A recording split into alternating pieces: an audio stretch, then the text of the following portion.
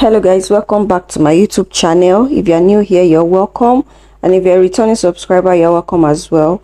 In today's video, we are going to learn how to cut this Ankara short elastic band pants. Okay, if it's something you love to learn, kindly watch this video to the end.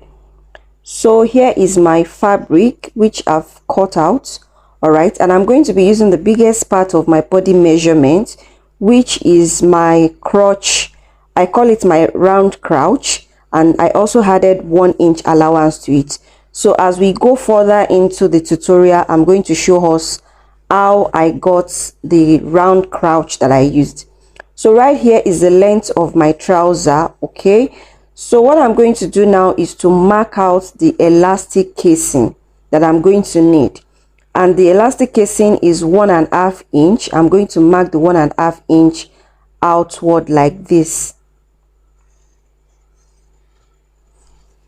So the next thing I'm going to do now is to mark out 1 inch as my high waist, since this is an Ankara fabric and it does not stretch.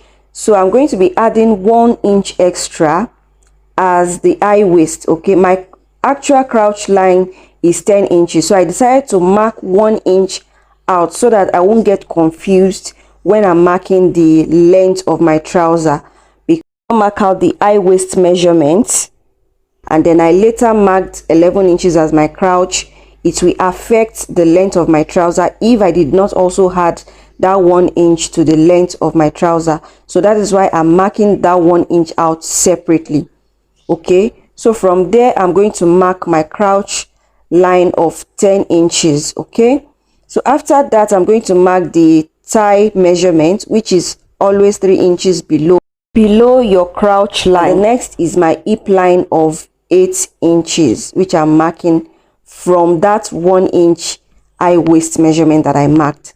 Okay, so you can equally mark the length of your trouser without having to separate the high waist measurement. All you need to do is, in each of the measurements you're taking, you need to have the 1 inch to it. Okay, so right here I'm going to mark the length of my trouser, and the length of my trouser is 20 inches. Okay, so the biggest part of my body measurement is the crouch, is a round crouch, which I explained, and here I marked out 1/2 inch as the sewing allowance separately.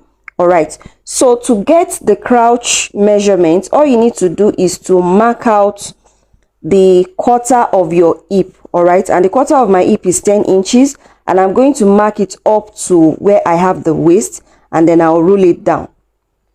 So for you to get the crouch extension, all right, that extension that you have at the crouch, what you do is that 10 inches that I have here, all right, you mark it after the 1/2 inch sewing allowance. So the 10 inches, you will divide it by 4.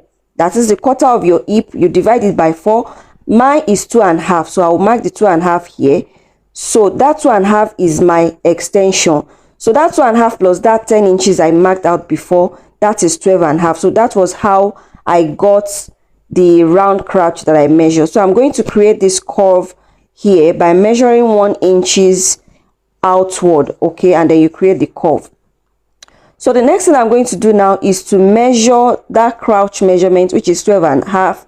I'm going to determine the center, that is the half of 12.5, and whatever I have, I'm going to mark it all the way up and also all the way down. Just watch what I'm doing, and then I'm going to roll the mark down.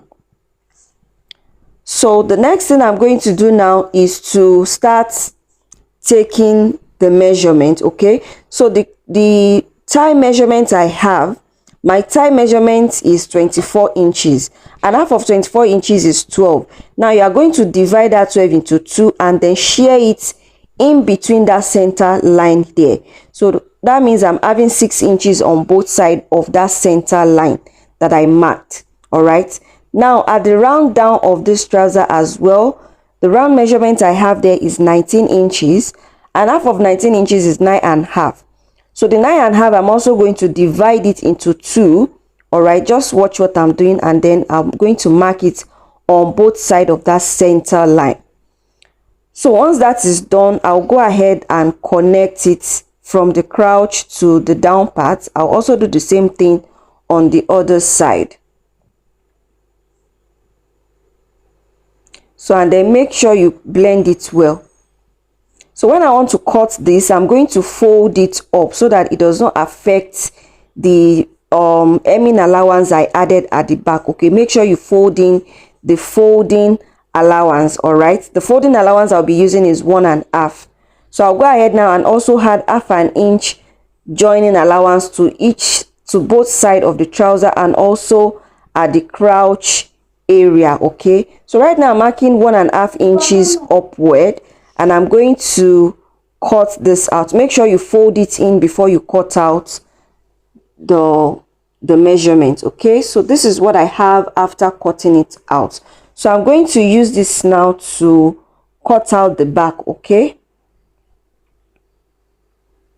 so right here I've folded the back fabric, the fabric I'll be using for the back. I folded it into 2 and I place the front on it.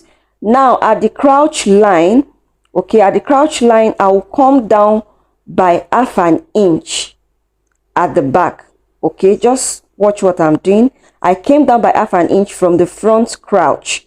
All right, so from there, from this corner, so from this sewing allowance, remember this is the sewing allowance, I'm going to mark 1.5 inch outward. You are not taking the 1.5 from the sewing allowance. So on the other part, I'll also mark 1 inch. At the lower part, I'll mark 1 inch. At the crouch line, I marked 1.5. So you then connect it together. All right, so from this corner here, you go up by 2 inches. All right, and then you connect it to the crouch, to the back crouch. Okay, you can see what I'm doing right here. All right, so the next thing I'm going to do now is to get the measurement between the center point here and this part here. Okay, this part. Okay, you measure what you have in between. You are not measuring the sewing allowance with it. So what I have there is 3.5, and half of 3.5 is 1/3. So you mark that 1/3 upwards. Okay, you mark it upward like this. So once you mark it upward, that is going to serve as the back center line. All right, the back center line. So the next thing I'm going to do right now is to measure the crouch extension, which mine is 2.5, and then you mark that 2.5 upward at that new mark that I did at the back. Okay, but since the fabric I have, I don't have up to 2.5. What I have there is 1.5, so I'm just going to make use of that 1.5. So we are going to mark the actual waist measurements. Remember, we are not measuring the sewing allowance with it, and what I have there is 10 inches. All right, so I'm going to extend the waistline here. All right, and then mark the 10 inches from this new point that I make here. I'm going to mark the 10 inches, and this is where I have 10 inches. Then you go ahead and rule it out like this. So that's the waistline for the back. So now at the other side there, so on this point now, you connect this point to the crouch line. Okay, connect this point to the crouch line like the way I'm doing, and then you also had 1/2 inch joining allowance to the crouch. So on the waistline at this side, you add 1 inch. On the crouch line, you add 1 inch, and at the lower part there, you also add 1 inch, and then you connect it together. So this thing I did here, if you want to add zipper, okay, you can add zipper. Is the same method. The only difference here is I did not shape the waist. All right, I'm using elastic. So the reason why I slanted the back is so that the waist area at the back is not going to form any sharp edge. Okay, if I don't do it like this, by the time I'm done cutting, you realize there's a sharp edge at the back waist. So I'll go ahead now and cut this out. So after cutting it out, you should have something like this. You can see how it looks, that there is no sign that I even raised the back up by 1.5 inch. So I'll go ahead and sew the back crouch, and also do the same thing for the front crouch. So I've joined the front and back crouch. Okay, and I've also sewed them at the side. All right, So the next thing I'm going to do now is to sew the lower part of this place, and after that I will go ahead and fold in the hemming allowance. Also go ahead and fold in the elastic casing. So for you to get the elastic casing, for you to get the amount of elastic you need, all you need is to minus 7 inches from your waist measurement. Okay, so whatever you have is the elastic you are going to need. So I'll go ahead now and pass my elastic around the elastic casing. Okay, and this is what it should look like.